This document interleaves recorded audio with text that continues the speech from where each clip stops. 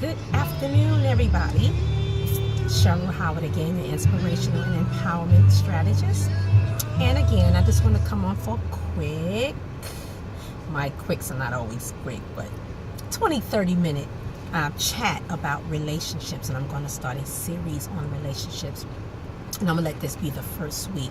And coming from all angles of relationships, improving communication, building empathy and a level of forgiveness and resolve and those things that matter in any relationship, whether they're familial, work relationships, couple, families, and continuing. So I did want to talk about the power of forgiveness and of being apologetic, having the spirit of resolve and hope in your relationships. And as you approach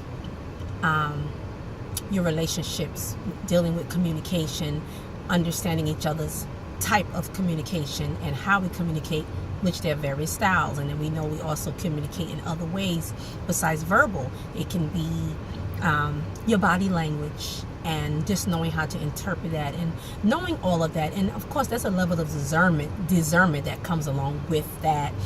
And again, I talked a little bit yesterday about having a moment. I'm seeing this car back up. I'm like, don't get too close. Giving people a moment to process. We need to do the same thing with communication. Processing information.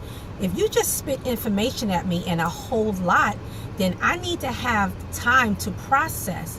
And I know, again, like I said, we live in a rush society where we're not used to having a quiet moment, letting people be quiet. We automatically take that as you're ignoring me. Now, of course, there's a way to do that. If you asking me a direct question and you looking at me for a response, and I'm just not saying anything and I'm not looking at you, there's no eye contact, then that's rude.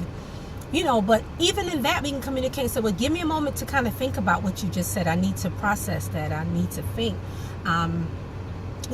And me, I have like all kinds of thoughts that run through my mind. So I have to take a moment sometime and say, well, let me get back to you. That's okay. It's nothing wrong with that. You need to think. You want to say things the right way, in the right vein, in the right spirit. Again, that leads me into, and I said, when you approach a situation or you want to have a discussion about something, you need to be able to come with a spirit of resolve. What is going to be the goal of this communication?